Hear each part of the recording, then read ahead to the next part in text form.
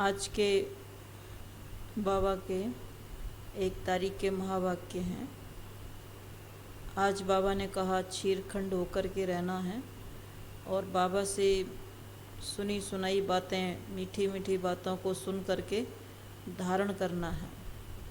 और बाबा जो हमें महामंत्र देते हैं, बाबा ने कहा हुआ मंत्र सबको याद दिलाना है और बाप और वर्षे को याद करना है। अपने घर वापस जाना है, अपनी राजधानी में जाना है, तो बाबा ने कहा वहाँ की तैयारी भी करनी है। और दुनिया में कहते हैं जैसी दृष्टि वैसी व्रति, तो बाबा ने कहा जैसी दृष्टि हो गई वैसी व्रति हुई। तो देवी देवताओं के मंदिर बनाए तो उनमें भी लक्ष्मी नारायण को काला कर दिया, लक्ष्मी को गोला तो नारायण को सांवरा। ऐसे ही राम को भी बता दिया, कृष्ण को भी दिखा दिया। तो बाबा ने कहा जैसी दृष्टि वैसी व्रति। बाकी सतयुग में ऐसे होते नहीं हैं। आत्मा भी कंचन जैसी पवित्र है तो शरीर भी गोरे होते हैं। सतयुग त्रेता में देवी देवताएं सुंदर होते हैं, गोरे होते हैं, काले नहीं होते। तो यहाँ द्वापर युग से जैसे ही खुद बन गए, पतित विकारी बन गए, वैसे देवी देवताओं के चित्र को भी काला बना दिया, शिव बाबा को भी काला बना दिया। तो आज के बाबा के महावाक्य हैं।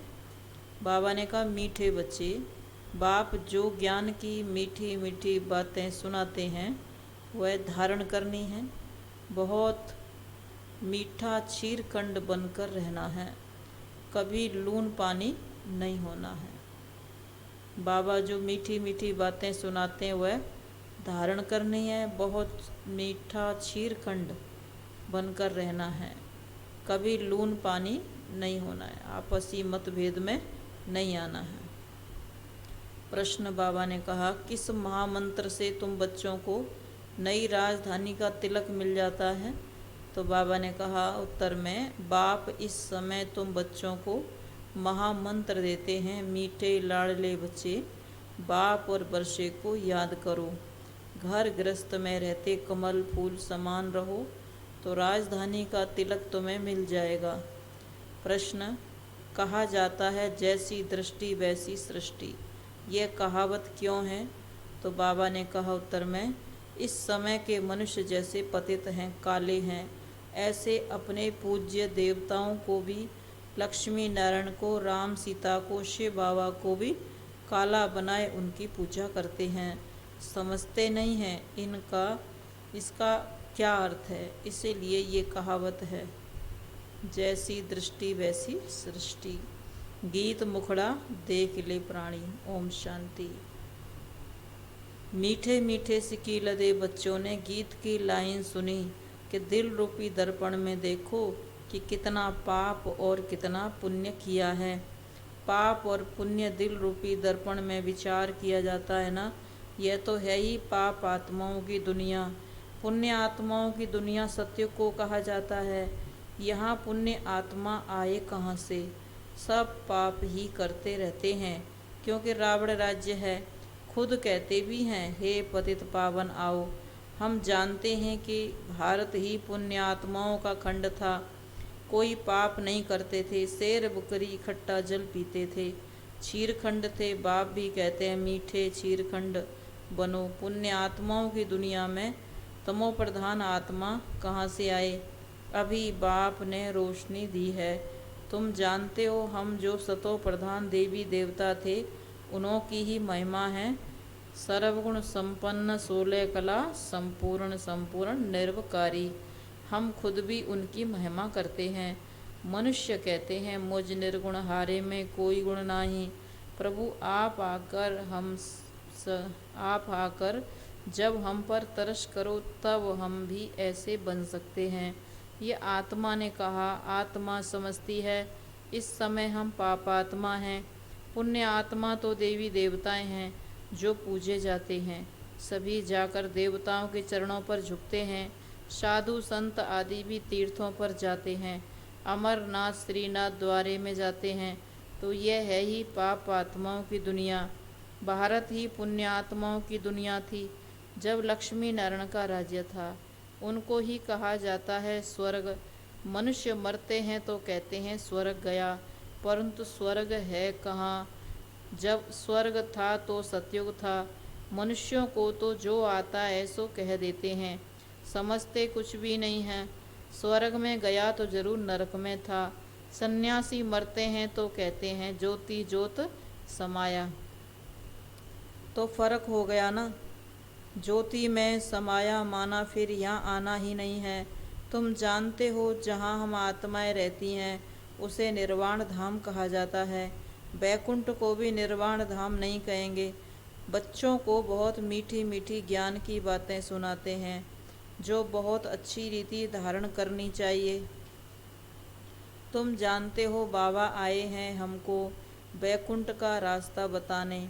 बाप आए हैं राजयोग सिखलाने। पावन दुनिया का मार्ग बताए गाइड बन ले जाते हैं। बरोबर विनाश भी सामने खड़ा है। विनाश होता है पुरानी दुनिया का। पुरानी दुनिया में ही उपद्रव होते हैं। तो बाबा कितना मीठा है। अंधों की लाठी बनते हैं। मनुष्य तो घोर अंधियारे में धक्का खाते रहते हैं। गाया जाता है ब्रह्मा का दिन और ब्रह्मा की रात। ब्रह्मा तो यहाँ है ना। बाप आते ही हैं रात को दिन बनाने के लिए। आधा कल्प है रात और आधा कल्प है दिन। अभी तुमको मालूम हो गया है। वह तो समझते हैं कलयुग अर्जुन बच्चा है। कभी कभी कहते हैं इस दुनिया का विनाश होना है, परंतु समझते कुछ भी नहीं है।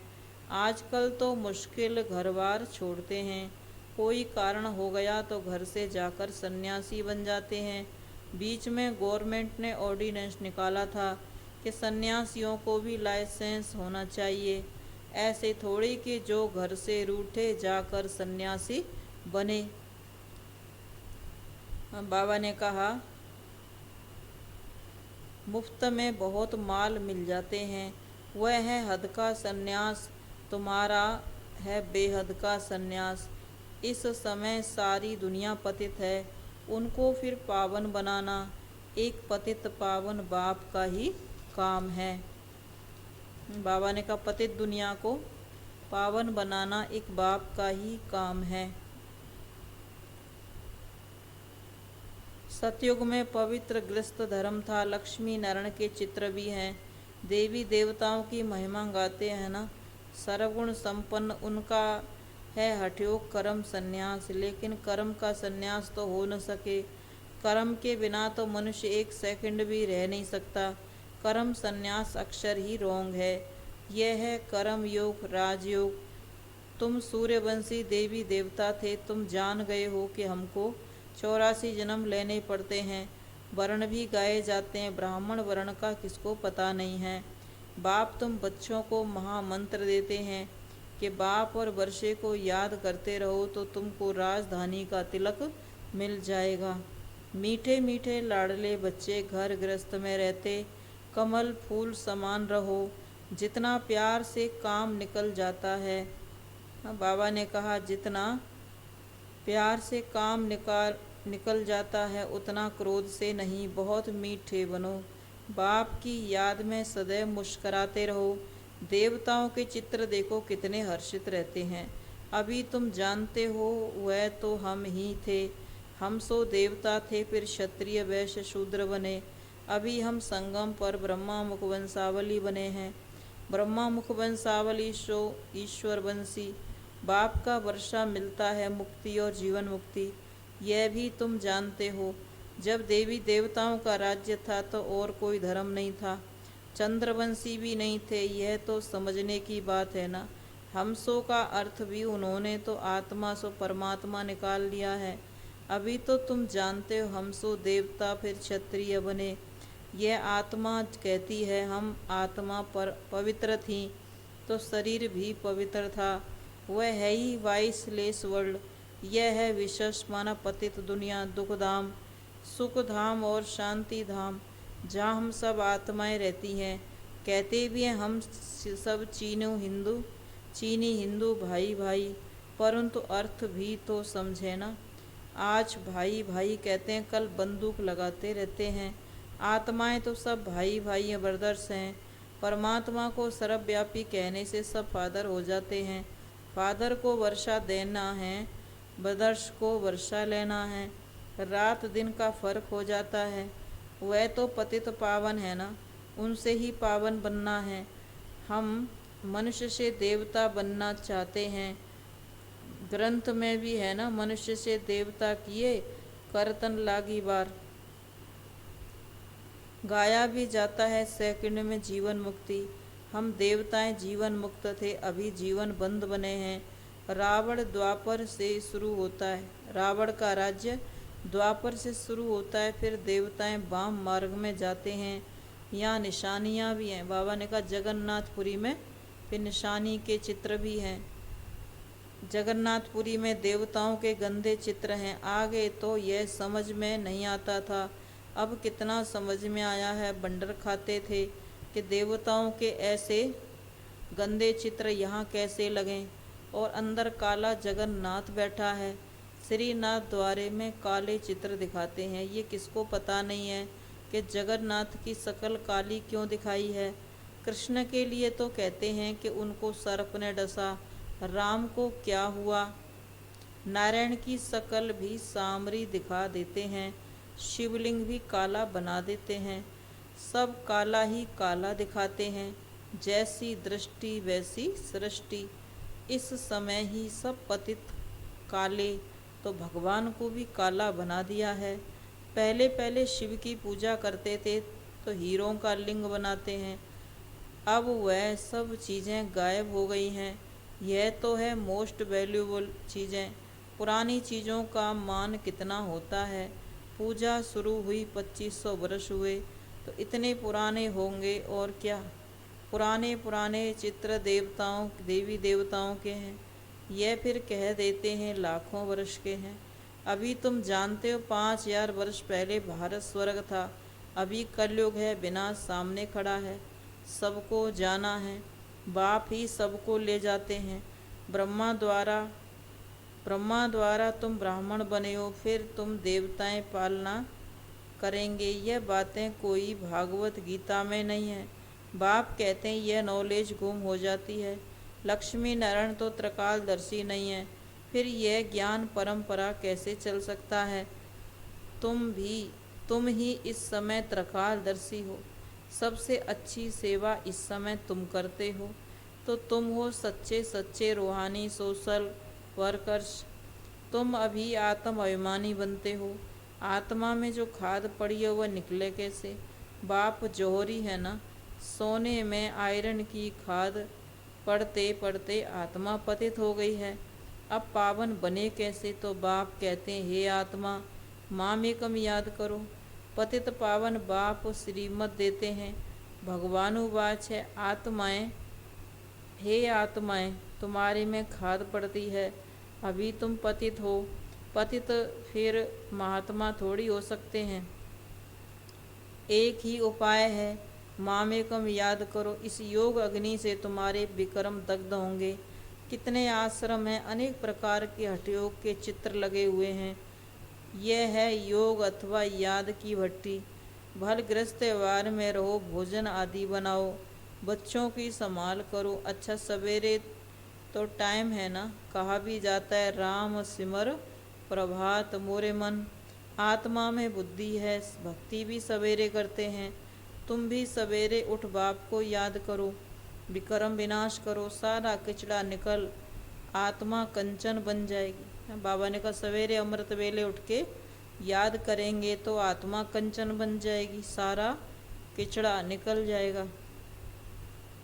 फिर बाबा ने कहा काया भी कंचन बनेगी। अभी तुम्हारी आत्मा 2 कैरेट भी नहीं है। आत्मा के देवी देवताओं के 84 जन्मों का हिसाब लेना पड़े। वर्ल्ड की हिस्ट्री ज्योग्राफी रिपीट होती है, परंतु आयु कितनी है यह जानते नहीं है। कल्प की आयु कोई नहीं जानते। बाप कहते हैं मैं आया हूँ श्रीमत देने, श्रेष्ठ बनाने।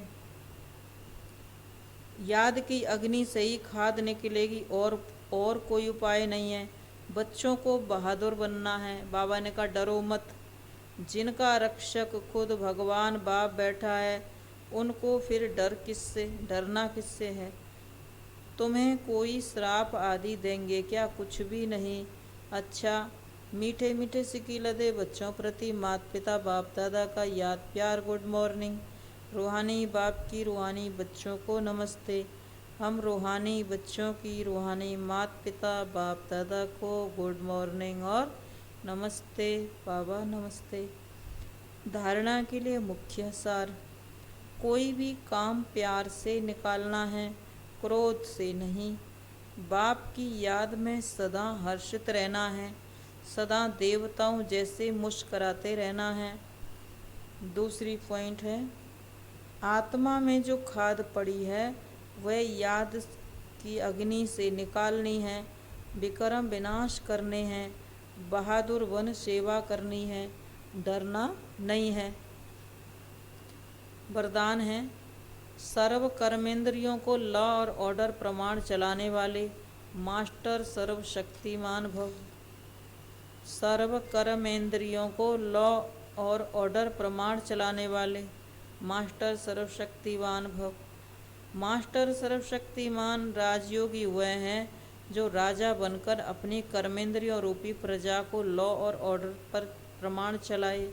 जैसे राजा राज दरबार लगाते हैं, ऐसे आप अपने राज्य कारोबारी कर्मेंद्रियों की रोज दरबार लगाओ और हालचाल पूछो कि कोई भी कर्मचारी अपोजिशन तो नहीं करते हैं, सब कंट्रोल में हैं।